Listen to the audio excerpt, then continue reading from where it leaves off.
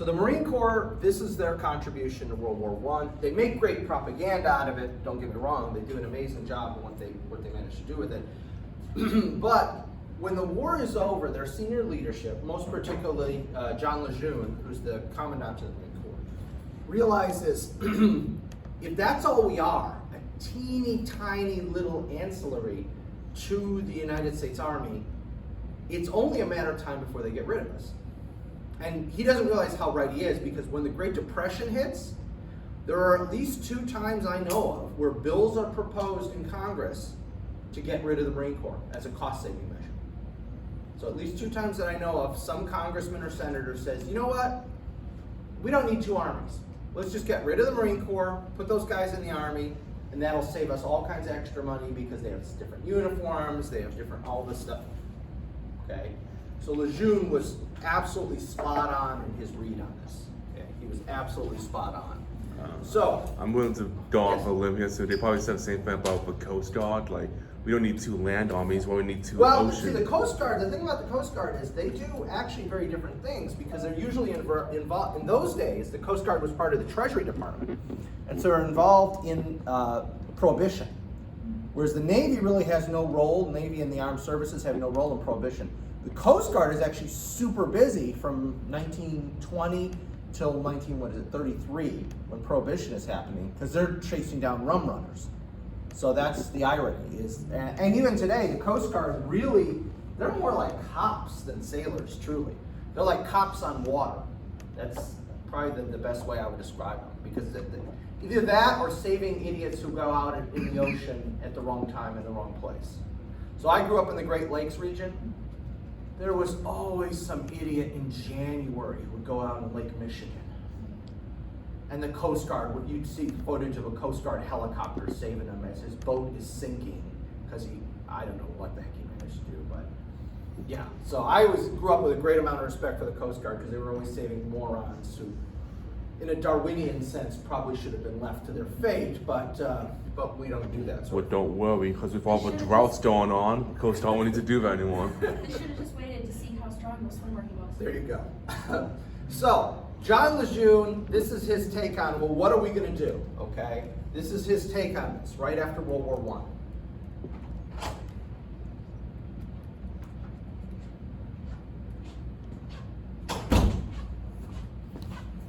So, how do we survive as a branch of the service? We do 2 things. Firstly, whatever job they give us, we do it awesome. We are phenomenal at whatever they give us. Secondly, we make sure everybody in America knows about everything we're doing, so that we're prescient on their mind at all times. Okay? But while we're doing this, we've got to find something. We've got to find something that's ours. Throughout the interwar period, most of the time, the Marine Corps spends its time in places like Haiti, Nicaragua, the Dominican Republic, fighting what are known as, derisively, I would admit, the Banana Wars. Okay? That's what they actually spend their time doing. Theoretically, though, they're trying to set up, again, for what's our special thing, and they decide it's amphibious warfare. Assault from the sea to the beach. Okay? They're going to make that their special thing. And that's what they do in World War II. They get away from it, arguably, in Korea and Vietnam. They just become an ancillary to the Army again. And within the last few years, the Commandant of the Marine Corps has said, we're going back to amphibious warfare. That's what we're going to focus on. And how committed are they to that? They're getting rid of all their tanks. Because the M1 Abrams tank is almost impossible to deliver from the sea onto the land. It is so big and heavy. Yeah, you could, drive a landing craft up there and drive it out. It's probably going to bury itself into the beach, because it's so heavy. When you start spinning those tracks, it's going to sink in. So Marine Corps has committed itself to going back to amphibious warfare. They're eyeing the Pacific, Taiwan, those kinds of things. Is that the right move? I don't know. 20, 30 years from now, we'll know, did they make a good call on that or not? But they did make the right call here. So, let's talk about the banana wars that they're involved in. Most people don't realize, and I certainly didn't before I started teaching all this stuff 20 years ago, how involved we were We have been in Cuba since 1898. We never left. Most people think, oh, Cuba's communist. How could that be? Guantanamo Bay. Okay? We have Gitmo. Guantanamo Bay, Gitmo, and we've never left. And that's a Marine/Navy facility. Okay? We were in Panama from 1903 to 1999. Because remember, the Panama Canal was ours, and we had a number of forts in that region. What was it? Motley Crue or Twisted Sister song? I can't remember. Not sure. Nicaragua, we were there in 1912. We were there continuously from 27 to 34, and then we were there, but we weren't there in the 1980s. If you remember back in to me, relatively recent affairs, but for you guys a little older. But yeah, we were in Nicaragua in the 80s. Even though officially we weren't there, we were there. We were arming the Contras, all that fun stuff back in the 80s.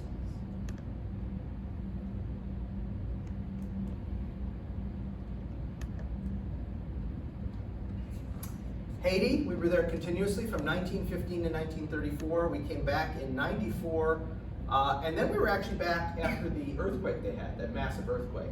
I didn't count that because that's purely a humanitarian thing. We went in, we did some humanitarian stuff, we were out. It wasn't more like an occupation kind of thing, a stability ops kind of thing. Dominican Republic, we were there continuously from 16 to 24. We were back in 65. I think we've been back there for relief efforts, but never for a like occupation kind of thing, not since 65.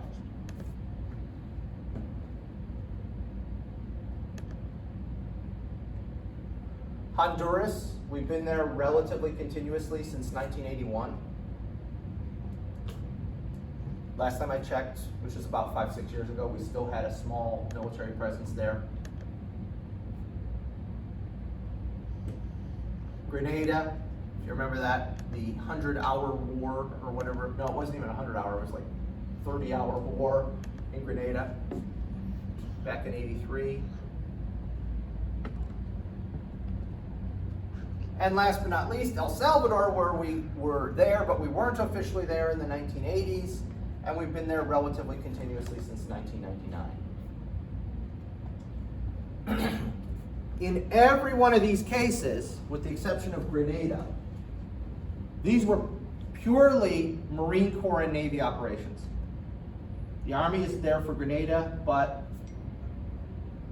well, unofficially, the Army has probably been in some of these other places, but officially these are Marine operations in almost every case. So what's going on here? Well, the Marines, again, we don't want to get eliminated. They can't get rid of us if we're doing something at that moment. If we're just sitting at Pendleton and Lejeune, which wasn't called Lejeune at that time because he's still alive, but those two posts, if we're just sitting on the east and west coast, just sitting there, and maybe a few guys on board ship, it's easy to say, you know what, let's save the money, let's get rid of the Marine Corps, and just have those guys start wearing Navy uniforms or Army uniforms or something, whatever. Can't do that when they're heavily engaged in every one of these places, okay? Can't do that. And so that's part of Lejeune and then his successors' mindset, is we've got to stay engaged. The more we're engaged, the less likely they are to take the axe to us. The other thing I'd highlight, oh please. Can you explain a little more what happened in Grenada? Grenada, okay, so there was a democratic, quasi-democratic election, and they elected a leader, and that leader was overthrown by another member of the government who was leftist leaning to the point of being a Marxist. And then after he overthrows the other guy, and I've forgotten the names, so yeah. And then after he overthrows the other guys, he immediately turns to Cuba and says, we want to be a communist state just like you. The Cubans start bringing in soldiers, they start bringing in weaponry and everything. And President Reagan basically doesn't want to be Kennedy/Eisenhower and have another Caribbean country go communist. So he launches the attack. One of the Ranger battalions, I can't remember which one, is there. Part of the 82nd Airborne drops, and then part of the Marine Corps drops. I can't remember the exact units. Okay, the whole thing lasts like 24 hours, maybe, if that.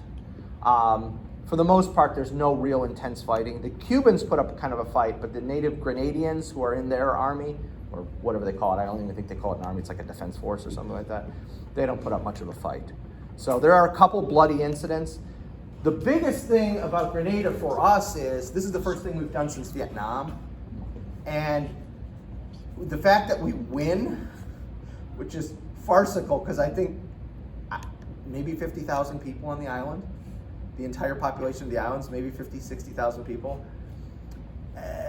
It's kind of pathetic that we consider that a win, but it was the first thing we pulled off without completely screwing up since Vietnam, and so it was a real morale booster at the time. It's like, oh my gosh, we're not complete idiots. We can actually do something right.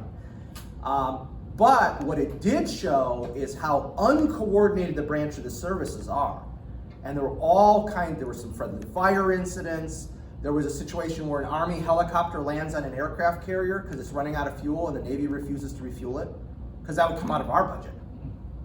And what that leads to is 6 years later, there's a bill that's passed, the Goldwater-Nichols bill, which changes how the Department of Defense operates and integrates a lot more services so that everything is not completely stovepipe. This is the Navy, this is the Army, this is the Air Force.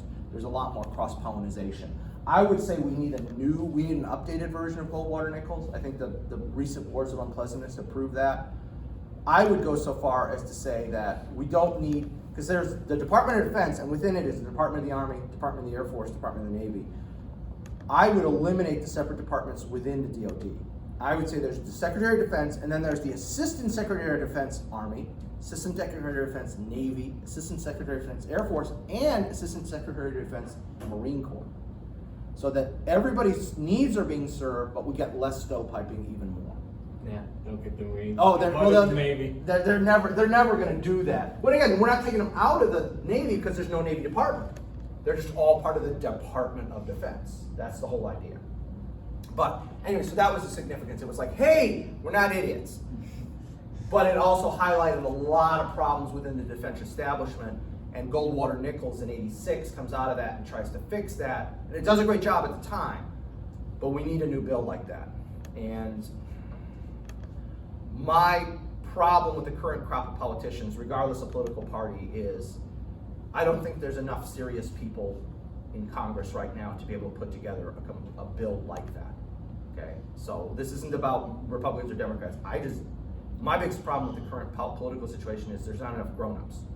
There's too many people who want what they want and they don't care about anything but what they want.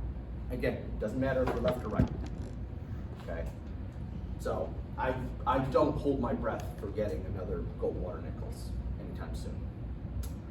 Unless something goes horribly wrong, yeah, I don't want that either. So, okay.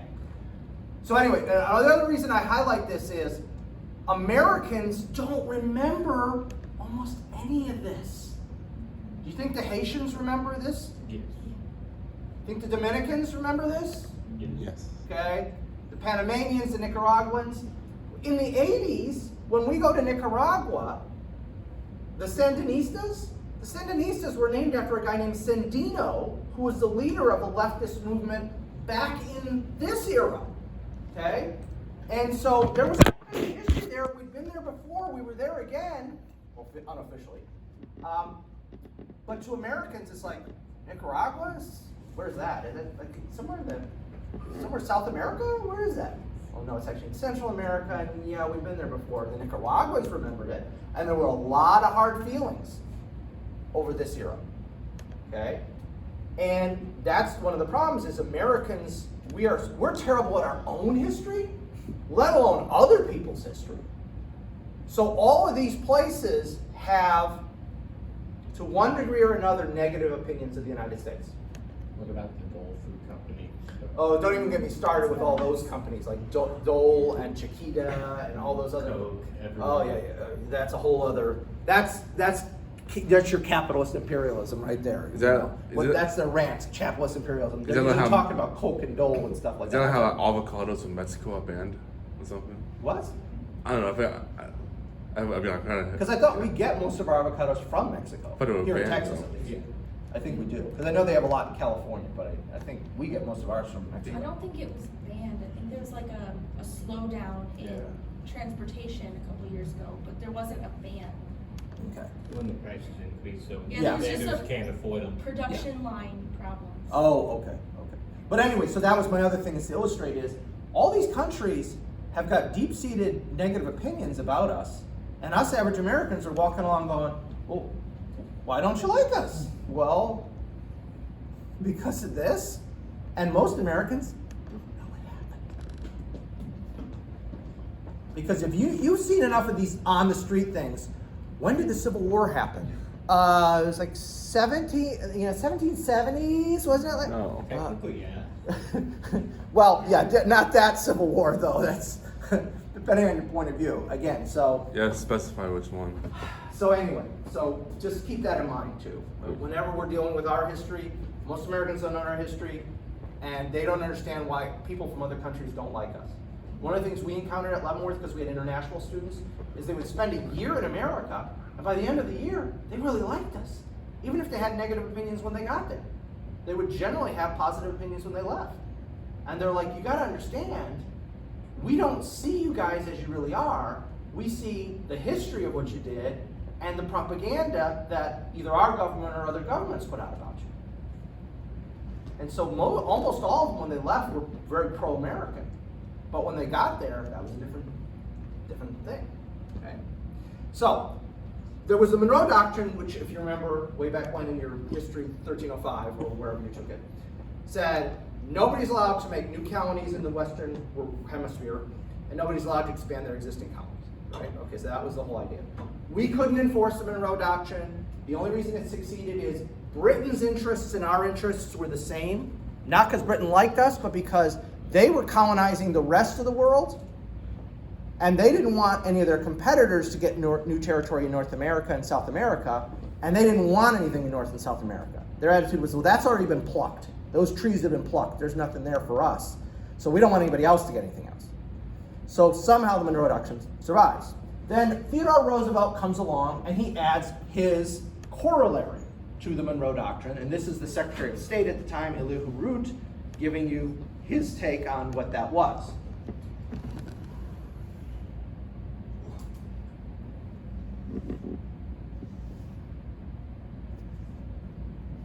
This was most apropos, that's not a word. This was done most apropos by a cartoonist.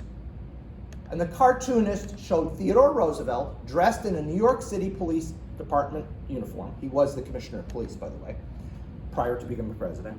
Standing astride North and South America with a billy club, swinging back and forth, and on the billy club it said, Roosevelt Corollary. And all of Latin America are shown about this tall, and he's the one in charge. We're going to be the policeman of the Western Hemisphere. That's in essence what Roosevelt is doing. Is there a racial element to that? Absolutely there's a racial element to that. But as I pointed out before, the fact that, was it Uruguay or Paraguay, one of those two countries has a majority Caucasian population, he still doesn't care. They're still going to do what we say as well. All right? So if you've got a problem, you Europeans, you got a problem in the Western Hemisphere, you talk to us first. Then we go to that Latin American country and get them to pay you the loan. You don't go to them first, you go to us first. Okay? Is this legal? Absolutely not. There's no way this is legal. Okay? You can't just say, hey, that country's not going to be taking care of its own foreign affairs. We're going to take over its foreign affairs. Totally illegal. But it dominates American foreign policy toward Latin America, arguably at least until the 50s. Eisenhower is the first president who kind of says, Franklin Roosevelt, during World War II, tries to pull back because we're fighting World War II. So there's this goodwill campaign toward Latin America. Hey, forgive us for all the stupid for all the stupid stuff we did in the past. And Disney produces that cartoon. I don't know if I think it's called like Saludos Amigos or something like that, where it's Donald Duck and two Latin American birds, and they're all this goodwill campaign is going on. But I would argue it's really President Eisenhower, who's the first one who really starts taking a more hands-off attitude toward America. Did I relate about Cuba, how that happened? Like, the Cubans had that provision in their constitution that let us intervene anytime we wanted, and the Cubans kept saying we wanted out, and Ike said, sure, take it out of your constitution. And so after they took it out of their constitution, when Castro is starting to build up steam, the president of Cuba, Batista, is just, he's calm about it because he's like, oh, the Americans are going to come in and save us anytime now. And Ike was serious about, no, you don't want us to intervene. We're not going to intervene. And so to the last day, Batista's like, well, anytime now the Americans are going to come in. Anytime now the Americans are coming. Nope, because Ike's attitude was, you didn't want us to involve ourselves in your affairs. We're honoring that. Okay? So that again colors a lot of this. Now, then we go to Woodrow Wilson, and we had our discussion on our buddy Woodrow Wilson. What does Woodrow Wilson think about Latin America? Probably some racist stuff. Definitely some racist stuff. But good man, does he mean pro-American? Yeah, thank you. That was going to be my follow-up. So what's a good man? A man who believes whatever we tell him. That's what a good man is. He can be corrupt as all get out, as long as he does what we want him to do. Good for us. That's very nice of him. He doesn't take the time to teach South. Isn't that nice of him? Well, he was a professor. So, he was a professor at Princeton. So I'm sure he enjoyed giving the lecture on that one. Okay, here's what a good man is. He looks at what the Americans are doing, says that's a good idea, and he does it. So, I don't want to go off too long on this, but again, this is what the Marines are actually doing in the interwar period. They're actually down there in mostly Central America, or the Caribbean. We are becoming heavily involved in these individual countries' affairs. It leaves a long-lasting bad taste in the mouth of all these countries. The average American doesn't even know it happened, and that's that. So that's what they're doing. What are they thinking about? Well, they're thinking about this idea of amphibious warfare, and they have to start somewhere, okay? So they don't go back to ancient Greece. They got to start somewhere more recent. Where do they start? Gallipoli. The absolute disaster that was Gallipoli, okay? So there's the Gallipoli Peninsula. So we didn't talk about Gallipoli because we weren't there, so let me do a brief thing on Gallipoli real quick, all right? Gallipoli is a peninsula that guards the entrance to the Bosphorus and the Dardanelles. So I should have a full-size map, but if you think of the Mediterranean, and if you know where the Black Sea is, right here, to get from the Mediterranean to the Black Sea, you got to go through the Bosphorus and the Dardanelles. And the capital of Turkey, Istanbul, Constantinople as some people remember it, is right there in that area. So the British come up with this idea of shortening the war in Europe by taking out the Turks. And how are they going to take out the Turks? Well, they're going to invade through the Bosphorus and Dardanelles, get up to where the capital is, Istanbul, capture the capital, boom, knock the Turks out of the war, and now they have a supply line through the Black Sea to get to Russia. So we can reinforce Russia and knock one of the bad guys out of the war. The Gallipoli Peninsula guards the Mediterranean side where you sail through to get up there. The British, this is an idea that the basic idea is Churchill's, believe it or not. He's the First Lord of the Admiralty at this time. He's the equivalent of the Secretary of the Navy, okay? Churchill comes up with this idea, and he says, what we do is we launch an attack, we capture the Gallipoli Peninsula, then we can sail through and everything's easy. And that's all his participation is. He just says that idea, then he tells the Navy and the Army, go plan it, okay? The Navy is not 100%, neither branch is committed to this 100%, but the Navy especially is kind of wary about this. So what they do is they sail up to near the Gallipoli Peninsula and they hit a bunch of mines, and 2 ships are sunk. Is it still known as Gallipoli? Yeah, it's still known as Gallipoli. Then they pull back because they panic, okay? And wait, I think it's 2 or 3 days before they try again. Well, as it turns out, right when they initially were assaulting the peninsula, there were like no Turkish troops on the peninsula. Because the attitude was, Why would anybody attack here? So there were almost no troops. I know there was a few hundred troops, but I mean, there was no serious opposition on the peninsula. If they had just kept sailing, take the losses, hit the beaches, go, they could have occupied the whole peninsula in a matter of days. But during the time they pull back, the local Turkish commander goes, something's going on over there. Why are there British ships right next to the Gallipoli Peninsula? And this is one of those twists of fate. The local Turkish commander, just by chance, is the single most competent general officer in the entire Turkish army. Kemal Ataturk, who becomes the president of the post-war country of Turkey. Okay? He is literally the single most competent general. He's a fairly junior general, but he's the most competent general in the entire Turkish army. And he just so happens, well, part of the reason they put him there is he wasn't corrupt and all those other things Turkish generals were. We can't trust that guy because he might do something that we don't want him to do. So that's why they put him in a backwater like the Gallipoli Peninsula, or near the Gallipoli Peninsula, because nothing's happening there. Put Ataturk there. Nothing's going to happen, and we can't trust that guy anyway. So, right place, right time, or from the British point of view, wrong place, wrong time. Ataturk goes, whoa, something's going on. He rushes down a division's worth of troops to the Gallipoli Peninsula. When the British finally land, they are facing a division's worth of troops who have started to dig in. And one of the other things, I don't think I have a picture. Do I have a picture? Yeah, I have a picture in a couple slides. The ground is horrible. This isn't a big flat beach. It's like from here to the door, gravel, and then it's like a 45-degree angle straight up. Jeez. Okay? It's horrible. It's a horrible place to land. There's all kinds of problems with it. So, the Marine Corps looks at this and goes, this is the most recent amphibious assault. And it was an absolute unmitigated disaster.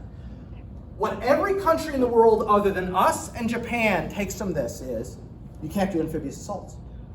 They're suicide. You just don't do them. The United States Marine Corps and the Japanese both look at this and conclude the same thing. No, there's nothing wrong with amphibious assaults. It's the way you do them. So, okay, this we kind of talked about this. The landings commence. They fail to take the high ground. They evacuate in January. So, again, it's about, what is that? May, June, July, August. 9 months. It's about a 9-month campaign, which accomplishes nothing except get a bunch of people dead. Please. I read this a couple years ago, so I just wanted to. Yeah. Wasn't Churchill like the big planning head on Gallipoli, and he in such a war his career, and then over this he resigned and signed. Yeah. Well, he did not do the detail planning. He was the idea guy, and it was the Navy and the Army that did the planning. But you're right. He takes full responsibility for what happens, for the fact it doesn't work. He resigns from his position as First Lord of the Admiralty. He gets his commission back because he used to be an Army officer. He gets his commission back as a major and then goes into fights in the trenches for several months to kind of earn back his credit, you know. So Churchill was brave. I mean, there's no debate. You could like him or not like him. There's no question about his bravery. So he's going to go ahead and prove. I know all these guys got killed because of my idea. I'm going to prove that I'm willing to put my life on the line. He goes fights in the trenches for several months, and then he tries to revive his political career after. So you're right. Yeah, of the roughly 500,000 Allied troops that are involved in this campaign, half become casualties. Again, casualties killed, wounded, missing, prisoners. So that's a wide swath. But 50% casualty rate is insane. This is World War I, where insane statistics are pretty ordinary. But that's still insane. 50% casualties is just, that's crazy. Okay? And the Turks lost an equivalent amount of men, about 250,000 men. Again, this is a war where people throw around those numbers like it's no big deal. Oh, well, we lost 250,000 men. It's insane. Okay? So I'm sorry, I kind of talked through this without putting up the slides. I sometimes get ahead of my slides. Anyway, so the Japanese and the American Marine Corps look at this and say, the problem isn't amphibious landings, amphibious assault, whatever you want to call it, it's how you do it, where you do it, etc. So here's a couple pictures. Here's the, if you can make this out, here's the tiny beach and the slope. If you can make that out, what I was talking about. It's about a 45-degree angle up, tiny little beach, probably no wider than this classroom. And the beach is gravel, it's not sand, it's a gravel beach.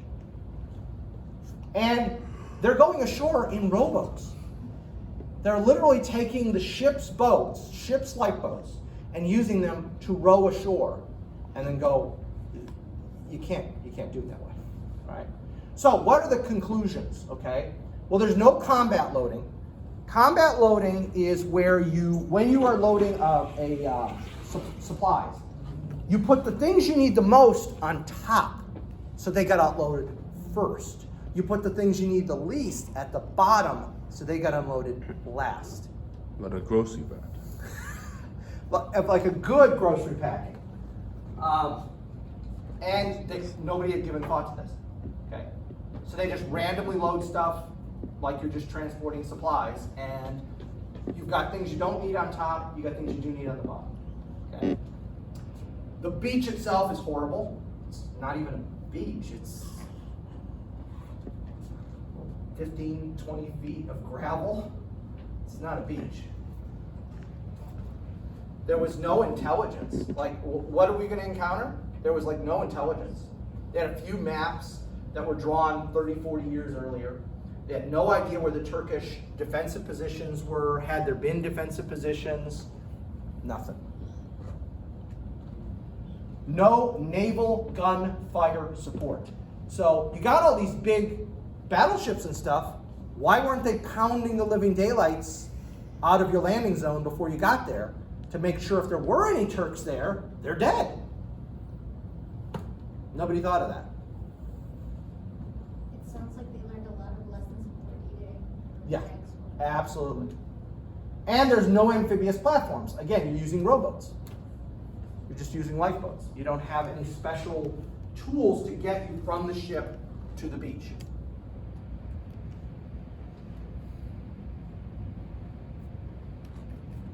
So again, the Japanese and the American Marine Corps look at this and go, there's nothing wrong with Gallipoli. This is what's wrong with Gallipoli.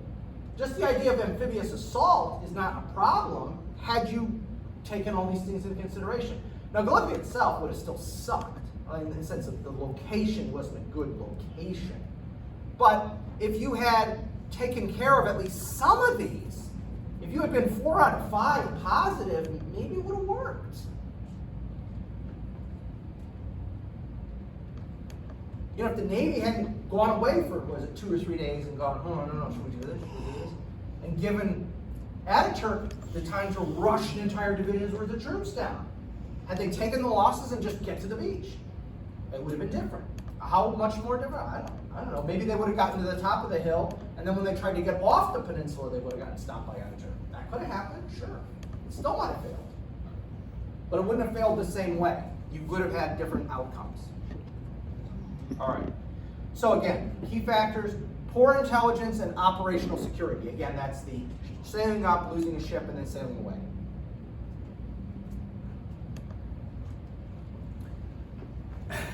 The British have a reputation, a well-earned reputation, I might add, for, and we're guilty of this too.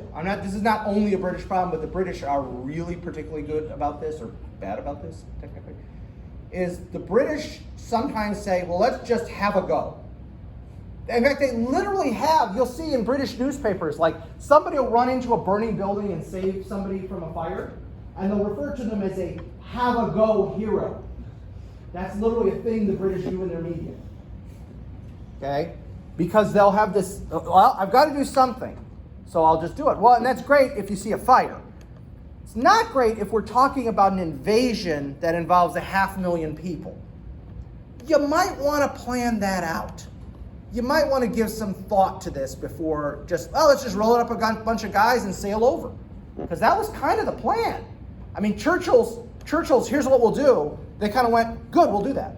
Well, you were supposed to do the actual planning. That was just the idea. You know, it's the Steve Jobs and Wozniak thing. Jobs comes up with the idea. Wozniak's the guy nugging out all the work, okay? So, yeah, the British are particularly keen. Now, we do this too. I'm not saying we don't, but the Brits are really known for this. Well, if you think about it, they can't foil their plans. They don't have If you don't have a plan, there you go. Lack of coordinated effort between the land and the sea. Again, that's another problem, is who's in charge? Well, while we're at sea, the Navy's in charge. How soon after we get on land is the Army in charge? Or is the Army ever in charge? Or is the Navy still in charge even though there's guys on the ground? There's never any agreement about how that's going to work. So you have decisions being made by an admiral out at sea about what's going on to guys on the ground. And he has no idea what that's like. Again, poor preparation and leadership for the British.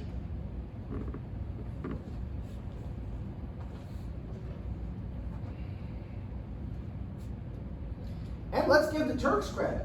They had their single best general there, and he did a darn good job. I mean, there's a reason he's able to parlay that eventually into becoming president of the Republic of Turkey. He is a really smart dude. Really good at his job. So as much as we castigate the Brits for some of this, let's be honest, if somebody else is the commander of the Turks, maybe he goes, oh, there's some ships sunk? Well, good. And just does nothing. So Brits could have still pulled it off if some incompetent general was there instead of Ataturk. It's possible. I don't know. It's possible, though. So anyway, so this is the event that the Japanese and the Marine Corps look at and say, the problem was how it was done and where it was done, not the idea of amphibious assault. That is still a doable idea. Now, enter at this point a Marine officer named Pete Ellis. Okay? Major Pete Ellis.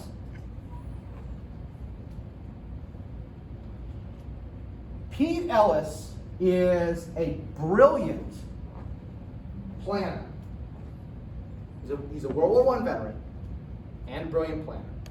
And he writes something called Advanced Plan, and you don't worry about the numbers, Advanced Based Operations in Micronesia. Okay? He writes a plan for invading the Micronesian islands in the Pacific, which at that moment, when he's writing this plan in the early 20s, is a Japanese possession. But he writes this plan, because remember I told you that a good nation has a plan to invade anywhere and everywhere, even places that are so absurd you'd never think you'd go to. Like invading Canada. There's a plan somewhere for our invasion of Canada. I promise you. I didn't see it. I'm not violating any security. I know somewhere in the bowels of the Pentagon, there's a plan for that. If they come get me over that, man, they've got bigger problems. They really need to worry about other things. CIA team. Yeah, so, how does he do this? How does he make up the plan? Well, he visits the islands multiple times between 1921 and 1923. He takes vacations to Micronesia in civilian clothes with a false identity. The boundaries aren't working now. Yeah, oh, it's true. It's true.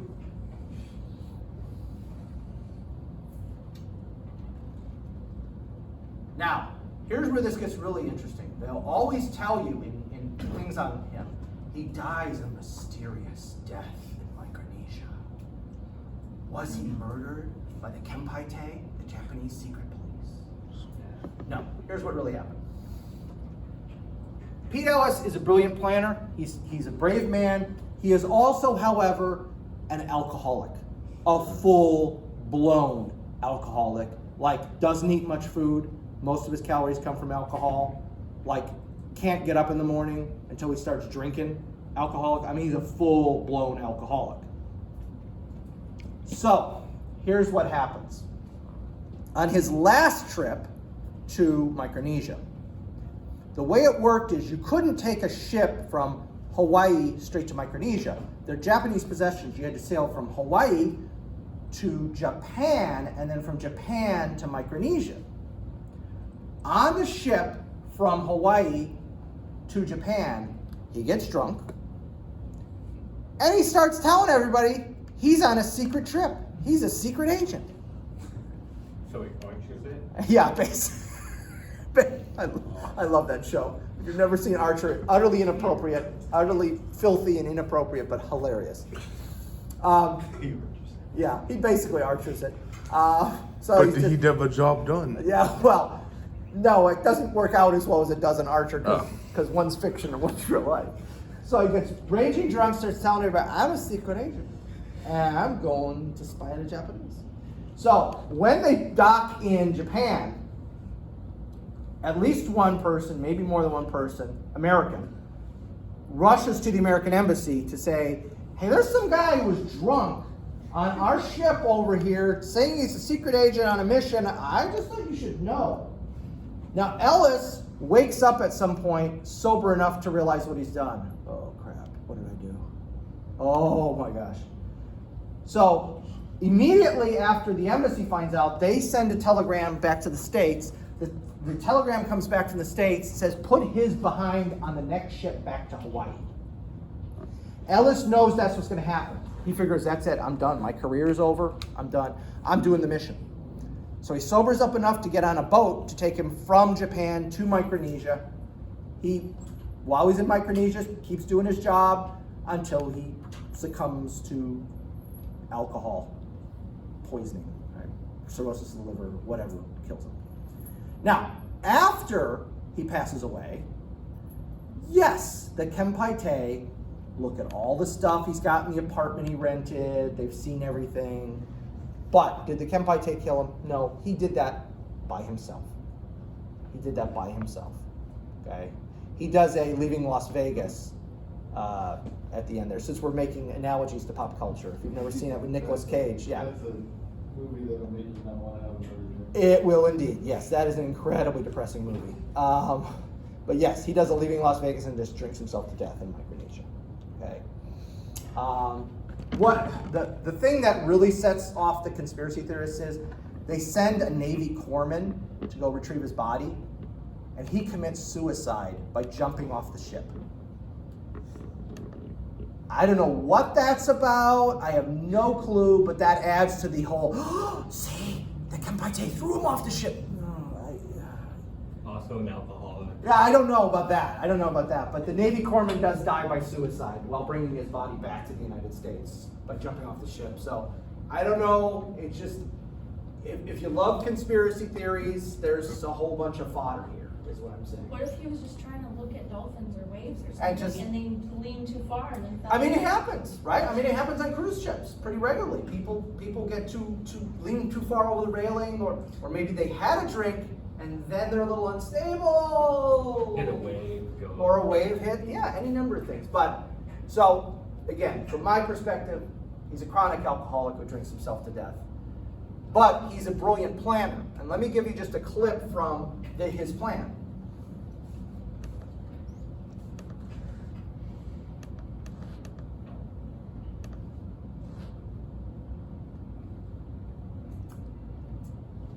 Yeah, he call it.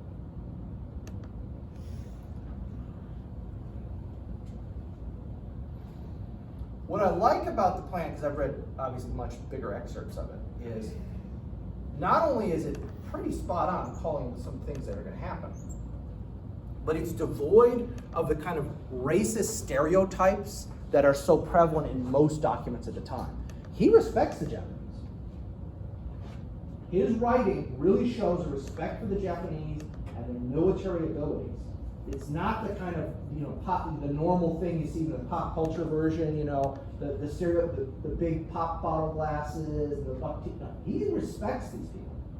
He is not giving in to the kind of knee-jerk racism that would have been prevalent in many men of his background.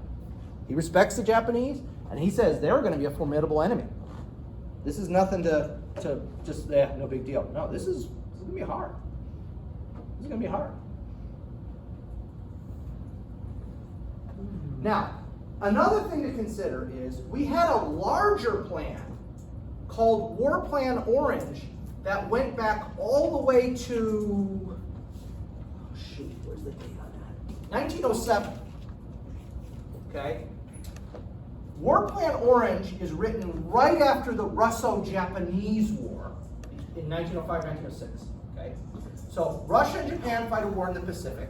The Japanese do a really good job, considering how small they are, how big Russia is, of defeating the Russians. And that makes us go, whoa, Japan is now a major player in the Pacific. And here's our islands in the Philippines. So what we assume, again, we're wargaming. We're planning for any opportunity, right?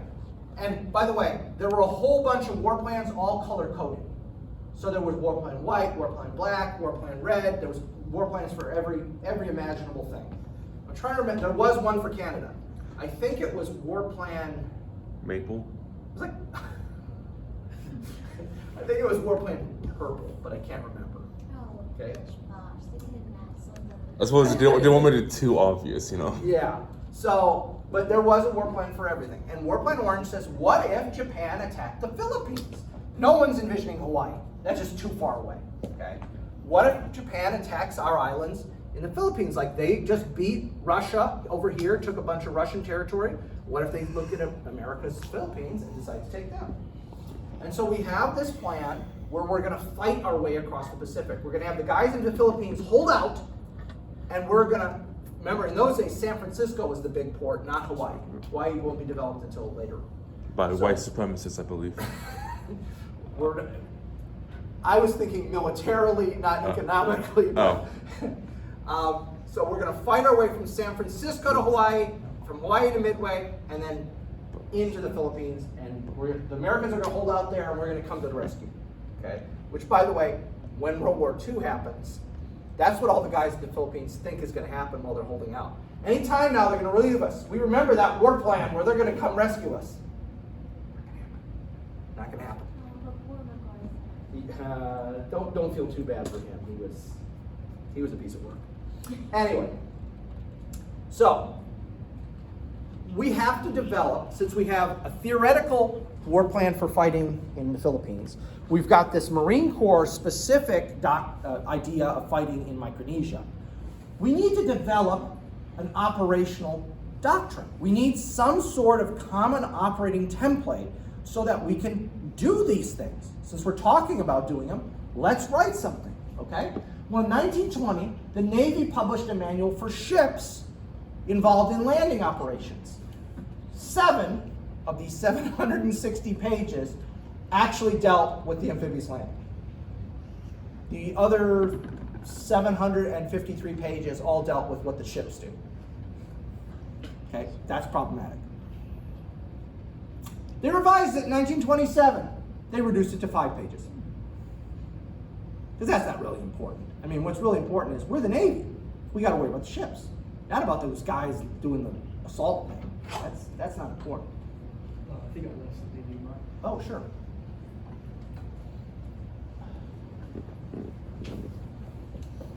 Finally, in 1933, the Marine Corps says, if anybody's going to do this, we've got to do this ourselves. Okay? We're going to have to do this ourselves. The Marine Corps schools are all in Quantico, Virginia. Okay? So the officers' school, the staff college, the war college, all these kind of more senior level schools are all there. That year, when the students show up, they announce, congratulations, you're all here, you've been selected for these schools, we're not having school this year. You're all smart people, so here's what we're going to do. We're going to write a manual. And all of you students who've all got some level of experience are going to help write that manual. And so they cancel all the classes, and the students, plus the existing staff, the instructors, are going to get together and they're going to write a landing manual for the United States Marine Corps. How does that work? Well, I'm maybe going too fast. Let me slow down for a second.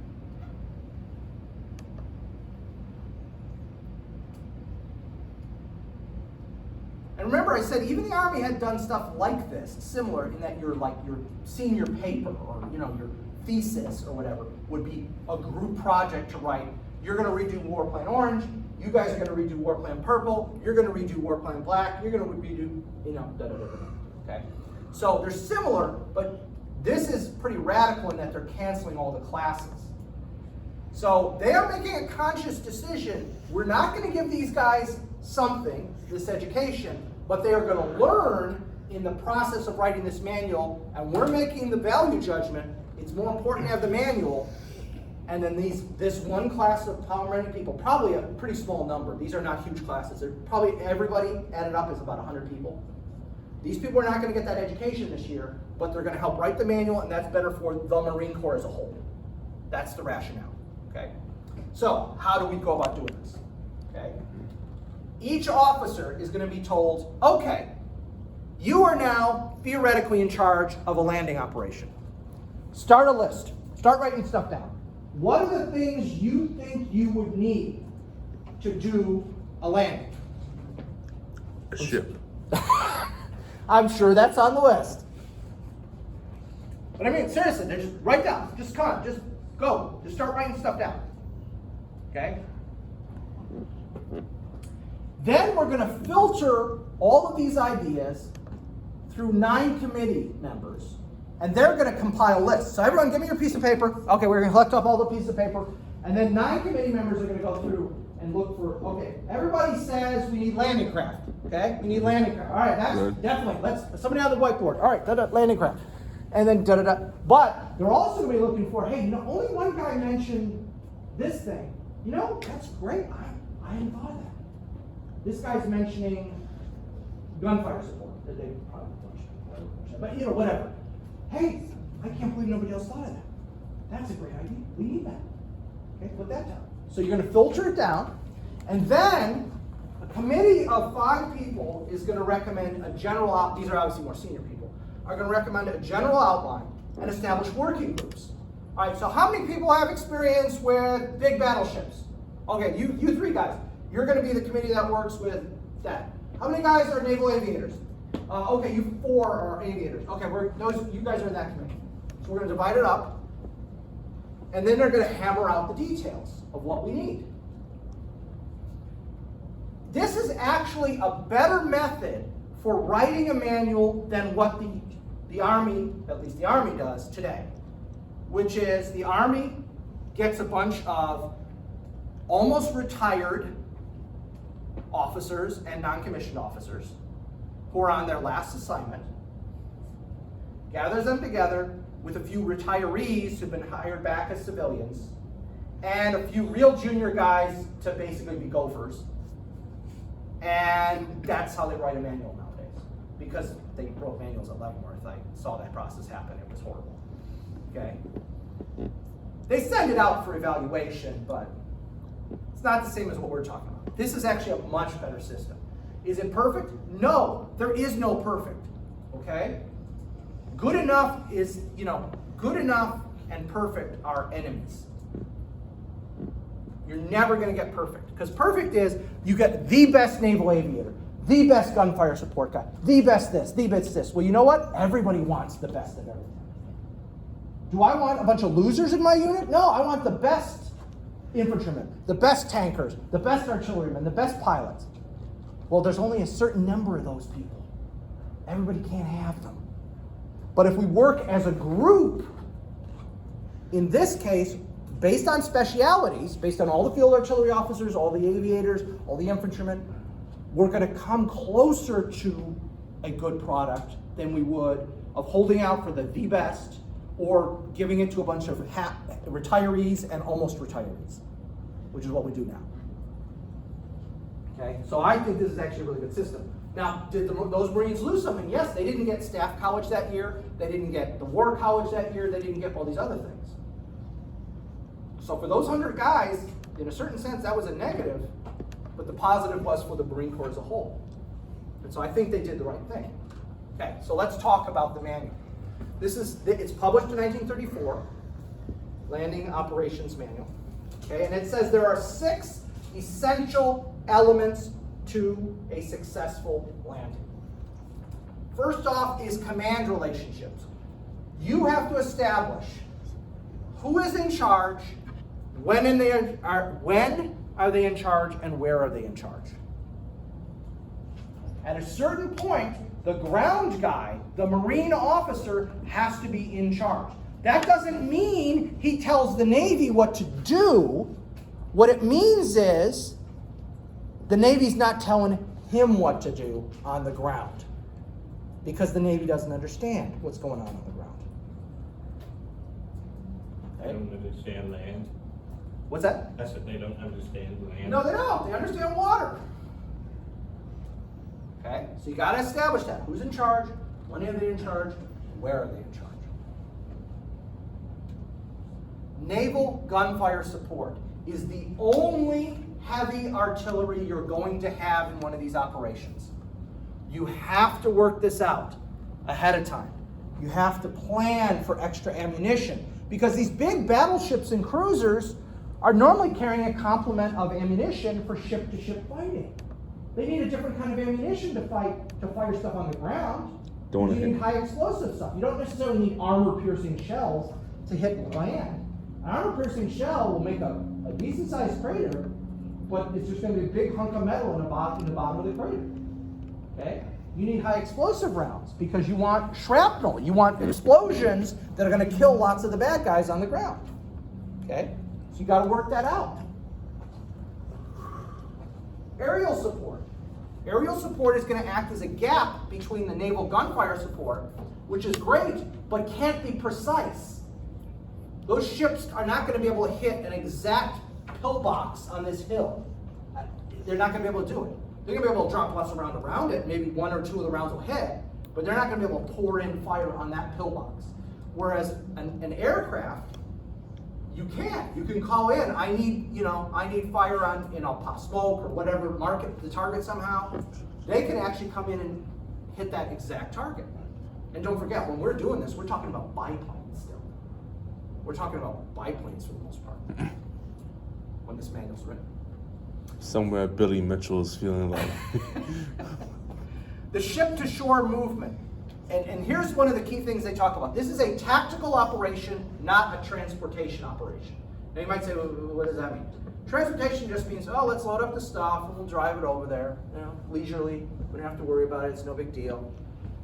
This is a tactical operation, which means people are shooting at you.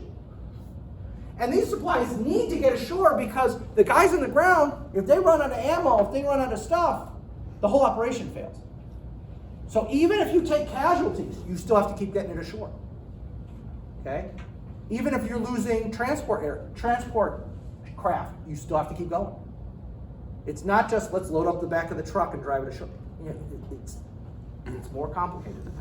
How much supplies did they had to load up? Because assumingly they knew they wanted every single supply out there. The Marines usually took, I'm forgetting, do you remember what the standard loadout was, like 15 days for every assault or 30 days for assault? How much supplies they kept on board? I think it was 15 or 30. Yeah, 15 or 30, one of those. So for redundancy, what would they need? Oh, they just, whatever the requirement is, they would double, triple, quadruple it. Because number one, you're going to use up a lot more in combat than you think you're going to in practice. And number two, your resupply may be 1,000 miles away. So they always have umpteen, double, triple, quadruple, quintuple what they need for that reason. But they usually only had it for a specific amount of time, in either 15 days or 30 days or something like that. Securing the beachhead. Okay, securing the beachhead is not just about getting guys onto the beach. There's all kinds of other stuff. You have to organize who goes first. And if you just say, well, the killers, okay, that's great, but at what point do we start getting supplies ashore? Because ammo gets chewed up real quick. And an individual Marine can only carry so much ammo on his person, and he's going to need to be resupplied. So you got to get those supply guys to shore relatively quickly. I'm not saying first wave, maybe not even second, but I would say definitely by the third wave, you darn well better be getting transportation guys ashore with supplies, because you're going to be chewing up your stuff real quick. You have to have continuous landing of troops. That's another thing. If the first wave gets stuck on the beach, the whole operation shuts down. That first wave has to secure the beach and move in. And if they're not moving, second wave can't come ashore, third wave can't come ashore. And that's why you get such high casualty rates in that first wave, because they're being told, you gotta keep moving. You can't stop. And well, a lot of times that means charging into machine guns. And last but not least, logistics and communications. All classes of supply have to be considered. Combat loading has to be considered, and you have to have your communications, your command and control has to be efficient and effective. And this is where radios obviously are going to be huge. Because when they're initially planning some of this, they literally are doing the whole, Flag waving. wag wave, wig wave, whatever they call that. Okay, that's how they're communicating. So some poor schmuck is standing there, bullets flying around him trying to do this. Okay. He's the model hero. Yeah. It's about as safe as that too. What- Piss off the person. Yeah. You're going ashore. What was the purpose of a drummer boy then? It was partly communication, partly it was to keep guys in march. That if you have a music, or even if it's just a drum cadence, it's easier to stay in march step. Now, they didn't generally, once the actual fighting started, the drummer boys would pull back and they would act as corpsmen. They would carry off the dead and after the fighting started. So usually once we knew we were going to go into combat, you would have the musicians and the drummer boys be told to pull back, and that was what they would do for the rest of the battle, is they would pull guys to the medical stations. We were poorly organized in those days. Okay. So anyway, so these are the big 6 things that come out of this manual. And I would argue to you, nothing's changed. It's 1934, so it's, math in my head, 88 years? Yeah, 88. Oh, cool, I got it right. 88 years. This is still, if you're gonna do an amphibious assault, I know the Marine Corps has a newer manual, but these 6 key points, I'm almost positive nothing's changed. Yeah, the technology's better, the equipment's better, but you still need command relationships figured out. Naval gunfire support has probably given away mostly to this aerial support. I would guess now, because most of the ships we have now don't have big guns on them anymore. Oh. So that's probably either precision guided munitions and air support. Ship to shore, yep. Secure the beachhead, yep. Everything else is the same. I don't think it's changed. So, having a manual and knowing how to use it are not the same things. This is another problem with large bureaucratic organizations, and it doesn't have to be the military. Big companies will do this too. Well, we have a manual that shows how. Have you ever seen this show Undercover Boss? Yeah. Okay, I've seen clips. I've never watched the whole show. But there's one where this guy who's like the CEO of a company is pretending to be like just the guy who's gotten hired at minimum wage. And after he was working there for the day, he's on the phone with like the VPs and everything. He's like, these people don't have our manuals. What we spent all that time and money creating. I'm talking to these people. I'm going, how do you do this? They're like, I don't know. No one ever showed me. We spent $100,000. He's yelling at some vice president right at that point. We spent $100,000 creating this manual. We got employees at this location who don't even know the manual exists.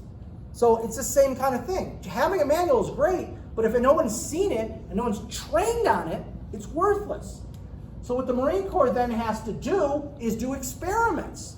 They have to do faux landing operations. I mean, they're really landing, but nobody's shooting at them, to see if they can get it right.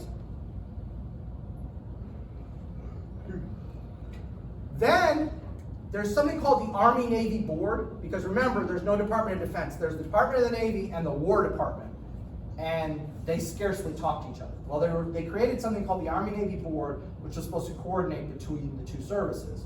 Well, the Army-Navy Board makes decisions about this kind of thing, like when we're going to do landings in the future, and very often, they don't bother to include the Marine Corps in discussions. There's no thought about it. The Navy figures, well, the Marine Corps is just this little bunch of guys here who do stuff for us. They don't need to know about that. We'll take care of it. Well, if they're going to be doing, now as it turns out in World War II, the biggest assaults are all done by the Army. Normandy, Sicily, Italy, North Africa. But the largest number of assaults is done by the Marine Corps. So the Army does the bigger ones, but the Marine Corps does lots more. Some of the elements of the Marine Corps manual is used by the Army, but there's never a real effort to customize it because the Marine manual is designed for the Marines. You might say, well, what difference does it make? You're going ashore, but it pre-accepts that the Navy and the Marine Corps have a relationship already. And there's certain things they already know about each other and can do with each other, and that's not necessarily true with the Army and the Navy. So there are going to be some teething problems that have to be worked out during World War II. Again, that's what I just said. Developed for the Marine Corps, not for the Army. And one of the big questions still is that landing craft. We don't have any special landing craft. All the operations that take place, the practice operations that take place in the interwar period, are still lifeboats. Still putting lifeboats ashore.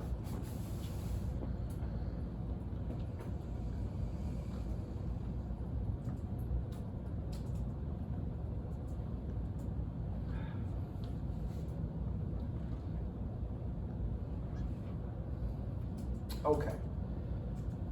So, going up to World War II. So this is 1934, we're in the war in 41, so you got 7 years. How are things going as we're getting closer to the war? Well, we've actually got quite a few limitations still as we're rushing toward World War II. What are the limitations? Great Depression. What's that? Depressing. Depressing. Yes, they're depressing. Yes. No. The depression. The depression, Depression. yeah, the depression. Yes, there's no money. Yeah. There's no money. That's a huge factor. And I've got a good quote about that in a second, but I only got a couple more slides on this. So what are the limitations? There's no amphibious tractors, which will turn out to be one of the key things by later in the war. We don't have that yet. Okay, so an amphibious tractor is, what that means is it's something that looks like a tank to the, just a quick look, because it has tracks on it, but it's amphibious. It can go in water and that. That hasn't been invented yet. We don't have that. That is going to be crucial to the later Pacific campaigns. Places like Iwo Jima, Okinawa, those places. These are going to be hugely important. We don't have them yet. There are very few amphibious forces. Why? Because the Marine Corps is doing the banana wars. So most of the Marine Corps is not focused on amphibious assault. Most of the Marine Corps is either down in Latin America or they're doing that base defense thing. Remember I mentioned that briefly? A third of the budget's going to this base defense concept, which will just die real quick in the beginning of World War II. So you got 2/3 of your budget going to those two things, and only 1/3 is left, and that's not all going to amphibious assault. You got all the other things you just got to keep the organization running with. So they're getting a tiny sliver of money and a tiny number of men to do this, even though it's going to turn out, as we know now, that this is 99% of what they're going to do in World War II. At the time, it's probably 10% or less of what they're paying for, prepping for, and dealing with. So that's a huge problem. The naval gunfire support thing, the Navy doesn't want, I don't know why I have S, naval gunfire. The Navy doesn't like that idea. Well, that's wasting ammunition. Excuse me? That's how we don't die when we go ashore. Yeah, but, you know. Change that tune real quick. Yeah, they'll change the tune on that, but their attitude, the interwater Navy is like, that's a waste. And where are we going to put all these extra shells you're asking for? If I take off my armor-piercing shells and put on your high-explosive shells, what if I get in a fight with the Japanese Navy? What am I going to shoot at them? High-explosive? That'll just bounce off their hulls. Won't do them any good. I'm not risking my ships on that. All right, well, that's going to be a problem. No joint doctrine. We already kind of talked about this. Each service has its own idea. The Navy has its manual with 5 pages on that. The Marine Corps has its manual. The Army has no manual at all, which is par for the course. So we don't have joint doctrine. And again, our joint doctrine, again, until Goldwater-Nichols in '86, I would argue we kind of never had a joint doctrine until 1986. That's the first time we did. And even then, it hasn't been perfect. There's a huge lack of strategic vision okay? Even within the Marine Corps' own manual, the plan was, after you capture the island, the Marines who capture the island now are going to garrison it. And then we'll just land another unit to take the next island, which means you have no experience. All the guys with experience are sitting there on that other island doing nothing. Well, guys who've never done this before are going to take the next one and start all over again. Now, don't get me wrong. If I'm one of the Marines, I like this plan. I assault once, and then I wait out the war. Whew! Sounds good to me. But from a big picture standpoint, that's horrible. All the guys with experience, their experience is just dwindling. It's just wasted. We've got to get them into the next fight and the next fight. Now, for the individual Marines, that's horrible. And that's why so many of those guys come back seriously PTSD'd. Because they're not just landing at Iwo Jima. They've landed 3 or 4 times before they got to Iwo Jima in a couple cases. My father-in-law's dad did, I think, 3 assaults in the Pacific as a Marine. But 1 would screw you up pretty well. 3? Yeah, my great uncle was on Iwo Jima, and he just passed him at about a team never said anything about it. Yeah. I'm like, that's fair. Yeah, absolutely. And again, here's the other problem. This is designed for an assault, but not an assault against a fixed position. So if you're going against concrete bunkers, no. That's not what the Marines are envisioning. They're envisioning the Japanese got their entrenching tools, dug a foxhole or a trench, and they're just sitting there at the edge of the foxhole waiting for you to assault. So when that artillery comes in, that the gunfire support, well, they're just in a foxhole or a trench, so it'll shred them. All that high explosive will shred them. And here's the twist.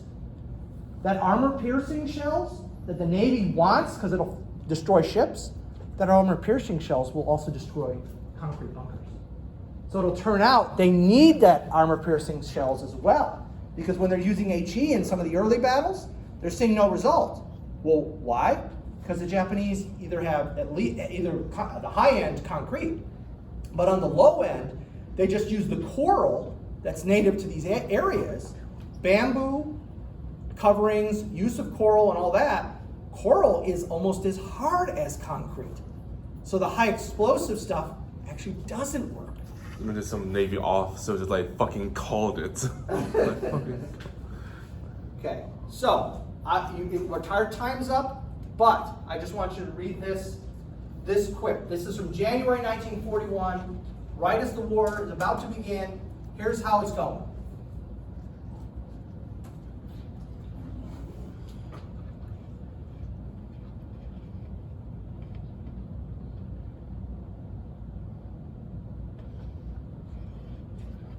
Jeez. It's not going well. And you guys are done, but the thing that's going to win the war, a lot of people say in the Pacific, this is the weapon that wins the war. The Higgins bow. Okay? Which has a front ramp that drops. You can put a Jeep or other large pieces of equipment in it. It's a bunch of dudes. A bunch of dudes. Bunch of angry Marines. A bunch of angry Marines.